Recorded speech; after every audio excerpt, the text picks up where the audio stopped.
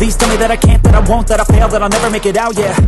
Please tell me all the bad, never good, fill my head full of every single doubt, yeah. If you're in the gym to lose the belly fat because it affects your health and confidence, here's the cardio you need to lose your next 20 pounds of belly fat. And no, it's not dumbass running. It's incline walking. Is a 20-minute walk on an incline really the best form of cardio to help you get rid of belly fat? If you go to a commercial gym, it's almost always a guarantee that you're going to see a couple muscled up gym bros and gym girlies walking on the treadmill. And if their physiques match up with what you're shooting for, it's natural to believe that that is the way to go. Let's take a closer look at the science behind fat loss, the role and benefits of cardio, as well as the different types of cardio that you can use for yourself to help you get rid of belly fat. Welcome to the Workout Nerdout. I'm Julio Lopez. I'm a certified strength and conditioning specialist with over 10 years of experience in personal training. I also have my master's degree in nutrition. The first misconception with videos like this is that one can target specifically where they want to lose fat. Belly fat is the most popular for many, as well as the arms, thighs, and hips. The thing that you have to remember about body fat is that it is stored energy, and carrying excess body fat is typically the result of overeating and affected by a number of other factors like hormones, stress, sleep, etc. Additionally, fat is the primary energy source when you're at rest, and when exercise activity is becoming more intense,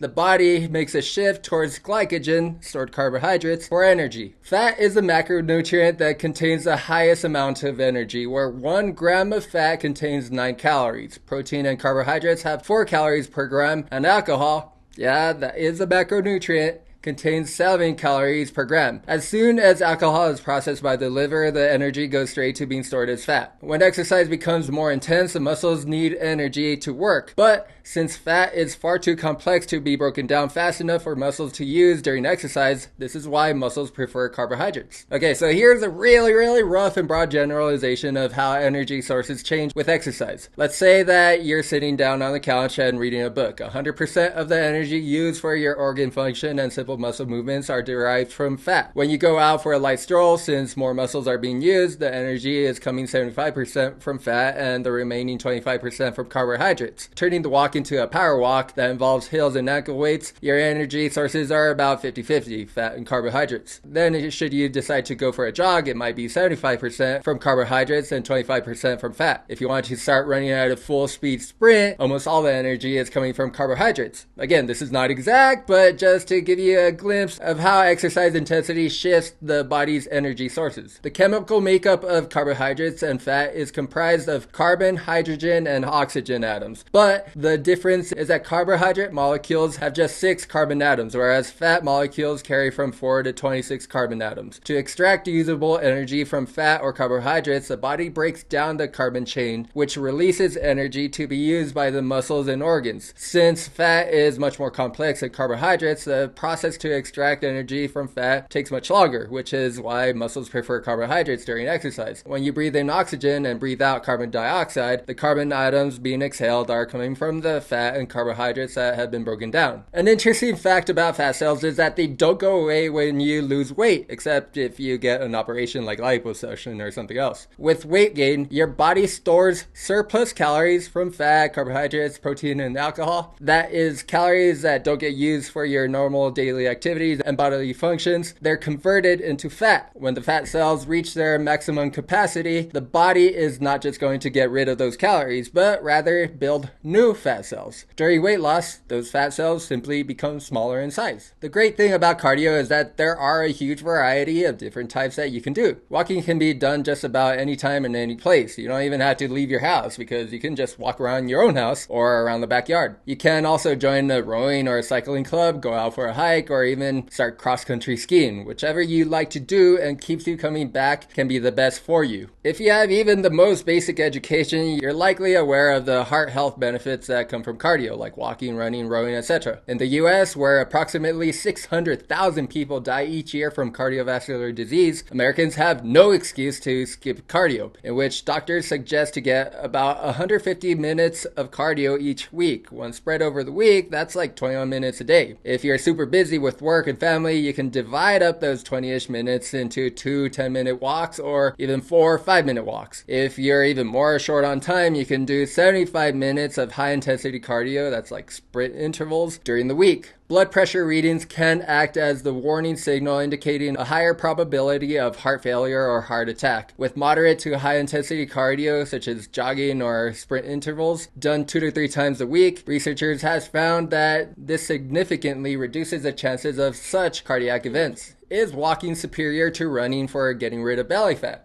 It depends. You have to remember that cardio, whether it's walking, running, canoeing, etc., is actually really inefficient for fat loss. For instance, eating just one Oreo cookie is about 70 calories, but burning off the same 70 calories can take like 10 minutes of walking. By no means does this suggest that you should not do cardio, because in actuality, I really want you to do cardio for your heart health. Instead of obsessing over cardio for getting rid of belly fat, understand the role of your diet and how it can affect weight gain and weight loss. Since walking on an incline is going to increase your heart rate, this is going to mean that your body is going to be dipping into more carbohydrates for energy, as opposed to walking on a flat surface where it's mostly fat as the energy source. Because of the added intensity of walking at an incline, this suggests that your walking speed will be slightly lower, but more calories are being burned per mile. Additionally, since incline walking is more physically demanding than walking on a flat treadmill, you'll be burning more calories at the incline. Having been a collegiate rower myself, you're probably going to see me on the erg, aka rowing machine, at my gym. In fact, I love the rowing machine so much that I've got my own rowing machine at my Mojo Dojo Casa house. The most important key to cardio is finding the right one that you actually enjoy doing. If you like walking but hate running, then you shouldn't be trying to force yourself into becoming a runner, because you're probably going to quit. So for me, I love rowing, but I find walking super boring, so I'm gonna stick with rowing. In the end, there's no such thing as the one best form of cardio for burning belly fat. It just doesn't exist. Nevertheless, cardio is super important for heart health, which is why